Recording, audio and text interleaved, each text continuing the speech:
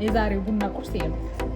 ጤናማ በጣም ታዲያ ቃል ተጨምሮ ለመስራት ኦኬ። እንዴት ዋው ዋው አብቅለሽ ነው ስማሙ ለምትስከ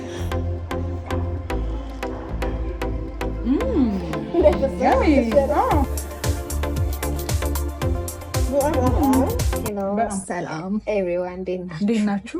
ለምን ትስቂያለሽ? እንዴት ነሽ? ደህና ነኝ ያለው የደስታዬን ጫፍ እኮ ታስቂኛለሽ። አይ ኖ የብዙ ሰው የሳቅ እንዴት ናችሁ ሰብስክራይበሮቻችን ተመልካቾቻችን? ዛሬ በቆንጆ ርዕስ መተናል። ያው እኛ ሁሌ ስንመጣ ቆንጆ ርዕስ ነው ይዘን የምንመጣው።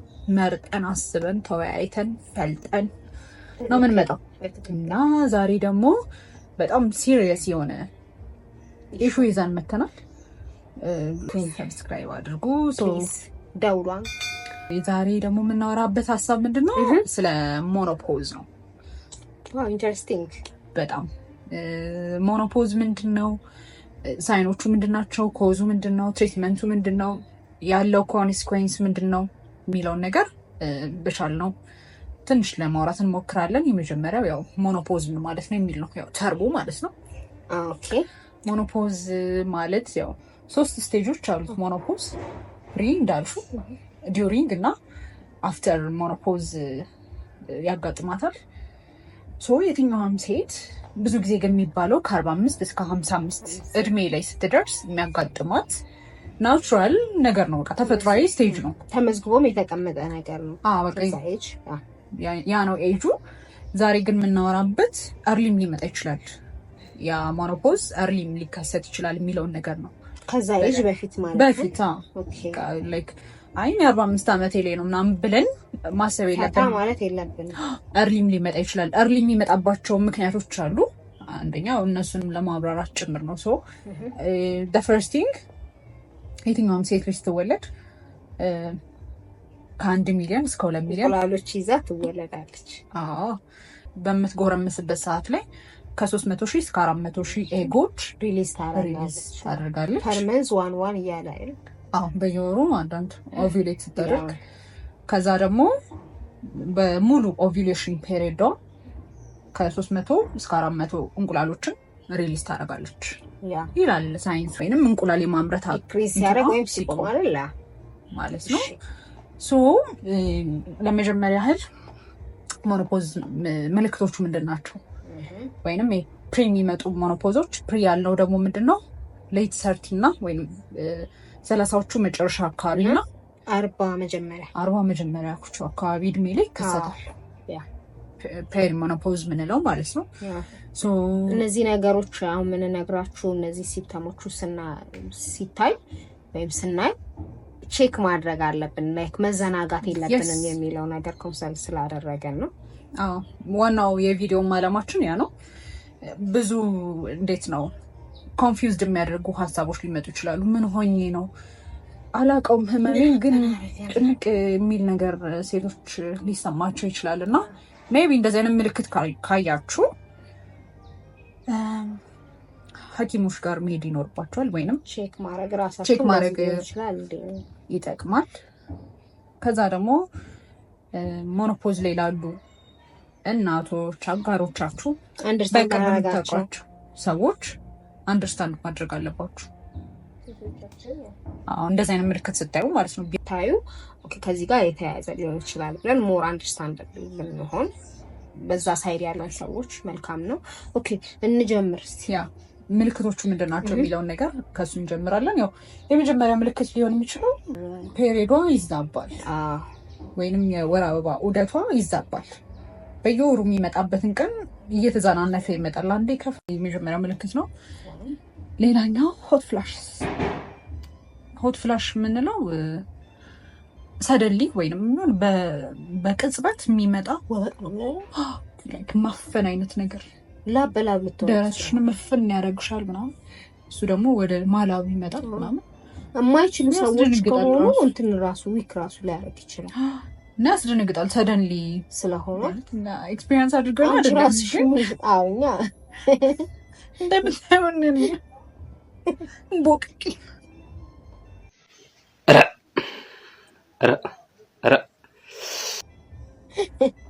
ግን ያው ባየ ነው ማለት ነው እንናገር ኤክስፒሪየንስ አላደረግንም። ደግሞ ስሊፕ ፕሮብሌም የእንቅልፍ መዛባት ስንል ደግሞ አሁን ለምሳሌ የሆነ ሌሊት የሆነ ነገር ሊቀሰቅስሽ ይችላል። በቃ በዛው የእንቅልፍ እንትንሽም ኳሊቲሽም በጣም እየወረደ ይመጣል። እንቅልፍ ደግሞ ሳናገኝ ስንቀር ተጓዳኝ የሆኑ በሽታዎች አሉ። ኢንሶሚና፣ ኢቨን ዲፕሬሽን፣ ስትሬስ ሊመጣ ይችላል።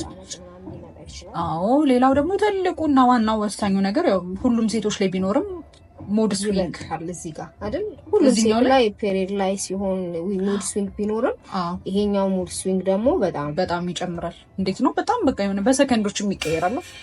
ኦን ኦፍ አሁን ይሄን ፍጥነቱን አያችሁ እና ሙድ ስዊንግ ይሄም ከባድ ነው።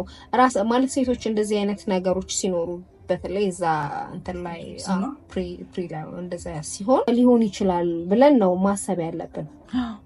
ሌላው ደግሞ ድካም ነው። በጣም የድካም ስሜት ይሰማል።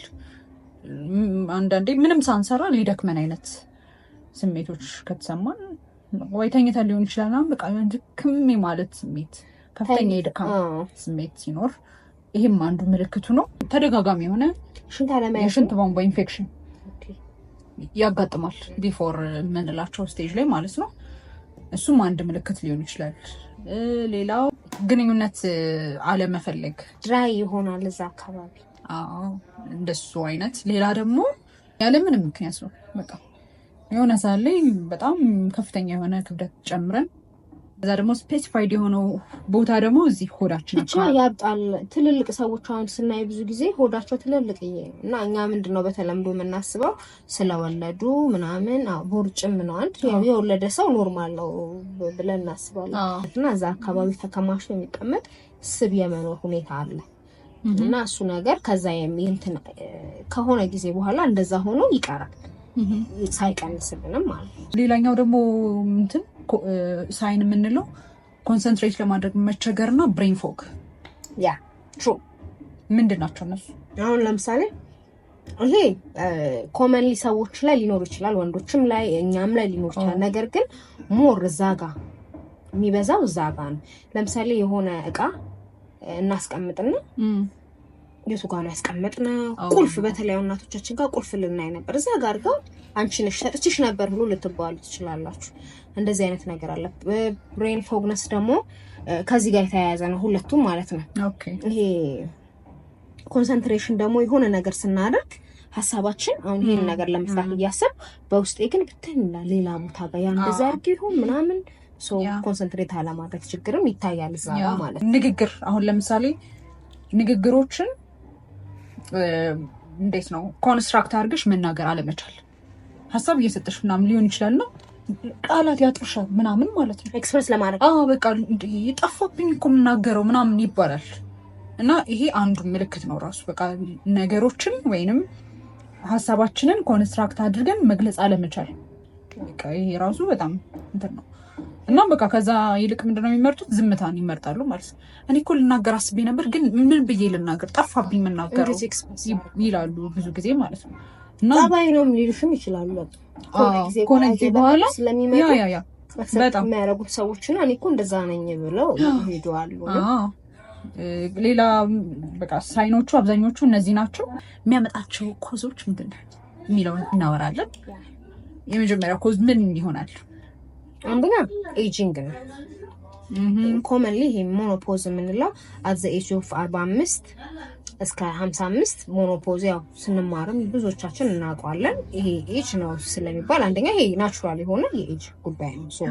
ከሱም ዝቅም ሊሆን ይችላል፣ ግን በዚህ እድሜ ውስጥ ሞኖፖዝ ሊያጋጥም ይችላል። ስለዚህ እዚህ እድሜ ውስጥ ሲገባ ሴት ልጅ ሞኖፖዝ እነዚህ እንትኖች ስናይ ኦኬ ለዛ ሊሆን ይችላል ብሎ ቀድሞ አዌር መሆን። ሌላው ምክንያት ደግሞ ምንድነው? ኬሞቴራፒ እና ራዲዬሽን ቴራፒ ብዙ ጊዜ ወይንም በተደጋጋሚ ያንን ቴራፒ የወሰደች ሴት ሞኖፖዝ አርሊ ልትጋለጥ ትችላለች። ስለዚህ አንዱ ይሄ ምክንያት ሊሆን ይችላል ማለት ነው። ላይፍ ስታይል ላይፍ ስታይልም ምንም ጥያቄ የለው። ለምሳሌ ኤክሰርሳይዝ ላታደርጊ ትችያለሽ። አበላለሽ፣ ሹገር ኢንቴክ መጠበቅ በጣም ኤክሰርሳይሶች። ምክንያቱም አብዛኞቹ እዚህ እድሜ ላይ ሲደርሱ ብዙ ወይ ልጆች ወልደው ሊሆን ይችላል። ድካም አለ፣ የላይፍ ድካም ይኖራል፣ ድካም ይኖራል፣ እሱ ኢፌክት ይኖራል። ሌላ ደግሞ የሚወሰዱ መድኃኒቶች በመብዛታቸው ምክንያት ራሱ ለዚህ ተጽዕኖ ሊያደርጉ ይችላሉ። ኢቨን ኮንትራሴፕቲቭዝ የሚባሉ እነሱም መድኃኒቶች አፌክት ሊኖራቸው ይችላል እንደ ታይፓቸውና እንደ አወሳሰዱ። እሱም ተጽዕኖ ይኖረዋል። አንዳንድ ሴቶች ላይ እንቁላሎቹ ሪሊዝ የሚደረጉበት መጠን ከፍ ሊል ይችላል። ስለዚህ ኖት ኤክስፔክትድ ላይ 40 ዓመቴ ምናምን ላይ ቀድማ ወይንም ኤርሊ ስቴጅ እኔ ዝንብ ግን አለዋል እኮ በጣም ቅድም ፎቶ ውስጥ ቁጭ ብሎ ገባ። ይሄ ስላለ ነው ምን ግንቦት ነው? ፊት መቆረጥ አለበት። ምኑ የዝንቡ እኔ ጋጭባለሁ እና ኤርሊ እንቁላሎቿን ሪሊዝ አድርጋ ልጨርስ ትችላለች። ቶሎ ሞኖፖዝ ሊያጋጥማት ይችላል ማለት ነው። ሌላው ጀነቲክስ ያው አንዳንዴ በዘር ግን አሁን ይሄ ነገር ትንሽ ግራ ያጋባል። ግን ጀስት መቀበል ነው ያለብን ከተጠቀሱት ውስጥ ስለሆነ። እንዴት ግራ ያጋባል? አሁን ለምሳሌ ሰው በጀነቲክስ ብዙ በሽታ ልትወስጂ ትችያለሽ። ይሄ ግን እኮ ትወስጃለሽ። አሁን አሻን ነገርም ቢሆን አሁን ለምሳሌ ይሄ ማንስትሬሽን ኢቭን እንትንሽ ምንድን ነው ቮሊዩም ራሱ አንዳንዴ ከዘር ትወስጃለሽ። እውነት ነው። ኢቭን ቦዲ ሼፕ ምናምን እንደሚባለው ማለት ነው። ሶ ሞኖፖዝም በዘር ቶሎ ሊመጣ ይችላል። ምናልባት እውነትሽ ነው። አንዳንድ ሰዎች አሁን ቆይተው እንትን እንደሚልላቸው አንዳንዷን በቃ እድሜያቸው ምናምን ሄዶ አይ እኛ ቤት እኮ እንደዚህ ነው አይ ይባል ሴንስ ይሰጣል። ልክ ነሽ። ቀጣይ ደግሞ የምናየው ምንድነው የሞኖፖዝ ጉዳታችን በምን መልኩ ሊጎዱን ይችላሉ የሚለውን ነገር ማወቅ ይኖርብናል። የመጀመሪያው ጉዳት የሚሆነው እንደነገርናችሁ ምልክቶቹ በጣም ፔንፉል። አሁን ለምሳሌ አንቺ ቁጭ ብለሽ አገራማን ብለሽ ቁጭ ባልሽበት የሆነ የሚያፍን ነገር መጥቶ ፍን ሲያደርግሽ ኢዝ ኖት ኮምፎርታብል። ሙድሽ ሲለዋወጥ፣ እንቅልፍሽ ሲረበሽ፣ ኢቭን መገጣጠሚያሽ ምናምን ትታመሚያለሽ። እንቅልፍም ታጫለሽ። እነዚህ ፔኖች ራሱ ኢዝ ኖት ኮምፎርታብል። ይሄ ይጎዳል። ራሱ ህመሙን እንድንጎዳበት የሚያደርገው በቃ የመጀመሪያው እንትን ነው፣ ኮንሲኩዌንስ ነው ወይም ጉዳት። ሌላው የአጥንት ወይንም ቦን ኢፌክቶች ሊመጡብን ይችላሉ። ከአጥንት ጋር ተያያዥ የሆኑ ህመሞች ሊመጡብን ይችላሉ። ከከርካሪ አጥንታችን ጋር ሊሆን ይችላል። መገጣጠሚያ አጥንቶቻችን ሊሆን ይችላል።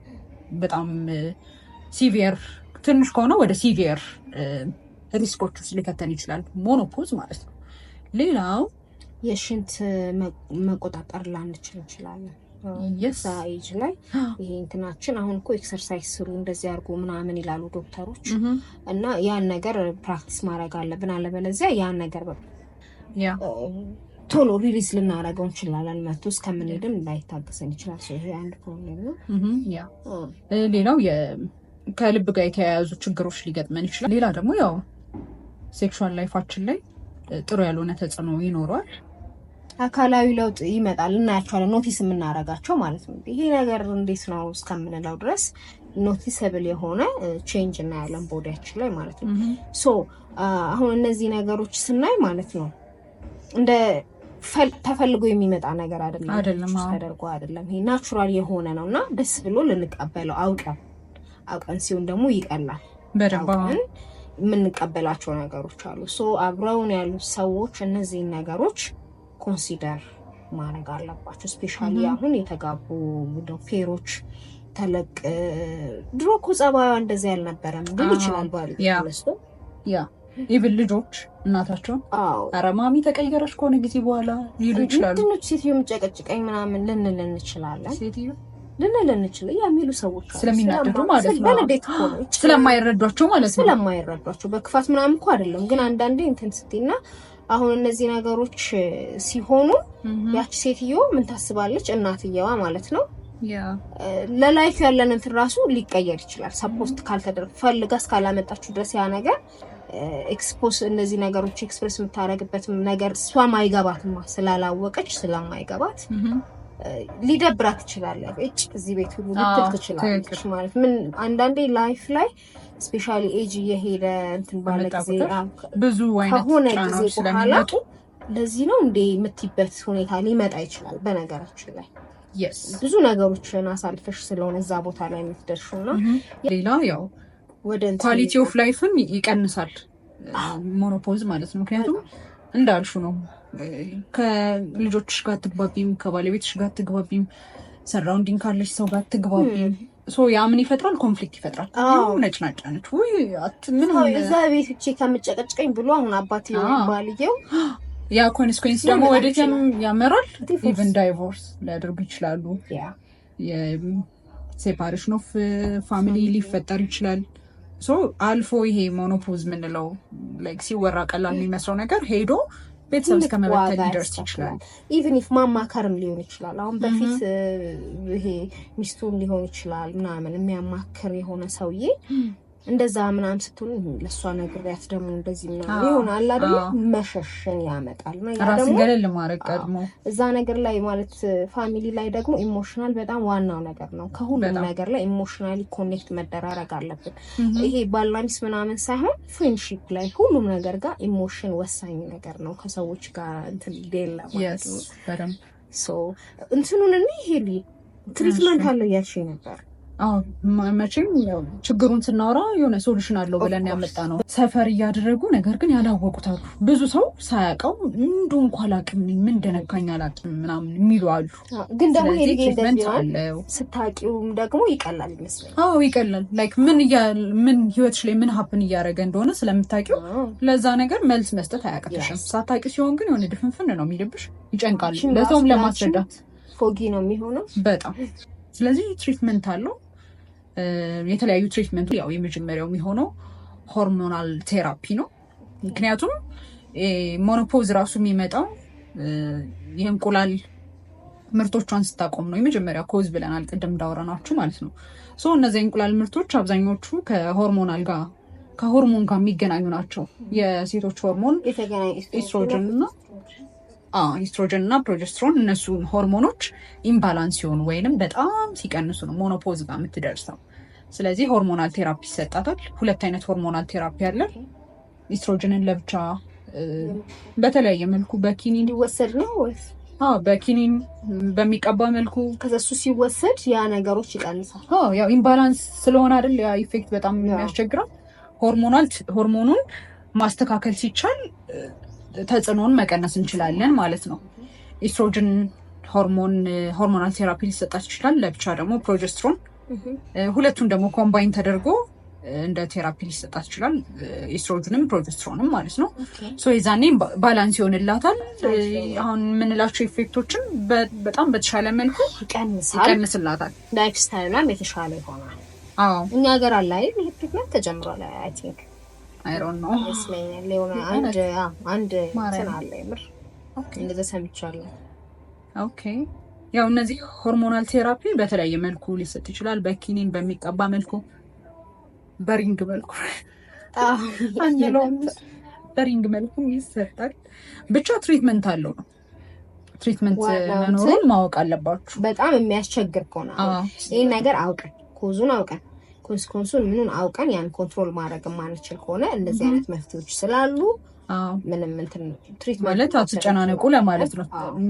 መፍትሄዎች አሉት። ሌላኛው አሁን ነን ሜዲኬሽን ትሪትመንቶች ደግሞ ይሰጣሉ። በኸርባል መልኮች ሊሆን ይችላል። የሚጠጡ ነገሮች በተፈጥሯዊ መንገድ የሚያስተካክሉ ነገሮችን ማለት ነው። ባላንስ የሚያደርጉልንን ከሆርሞን ጋር የተገናኙ ነገሮችን ባላንስ የሚያደርጉልን ኸርቦች እሱ ሜዲኬሽን በዛ መልኩ መውሰድ ይቻላል። ያው ብዙ ጊዜ ሆርሞናል ሜዲኬሽን ስንል ሳይድ ኢፌክት ይኖረዋል፣ ምንም ጥያቄ የለውም። ይሄ ደግሞ ሳይድ ኢፌክቱ በቀነሰ መልኩና ሞር ናቹራል ሪሜዲ በሆነ መልኩ እንድንወስድ በዚህም መልኩ ተዘጋጅቶልናል። ደስ ይላል። እናንተ ሂዱ፣ እኛም ወደዛው ነን። አባ ትቆያላችሁ? እኛ እንቆያለን። እዚህ ጋር አንዴ ላስ ኤክሰርሳይዝ ማድረግ ሆርሞንሽን ባላንስ እንደሚያደርግ ታውቂያለሽ? ስፖርት አላላቅም ያደርግ እና ያንግ ሌዲዎች የምሬ ነው ዛሬ 4ኛ ማለት ነው ኤክሰርሳይዝ አድርጎ ስል የምር ኤክሰርሳይዝ ማድረግ ሆርሞንሽ ባላንስ እንዲሆን ያደርጋል። ናቹራል ወይ ማለት ነው ምንም ሳትጠቀሚ ይሄ ሙድ ስዊንጋችን እና ምናምን የሚጨራረበውን ነገር ባላንስ ያደርጋል። እንቅስቃሴ ስፖርተኛ እንደው አይኖ ለውጥም አይቻልም። አትስታቂ አይሻለው።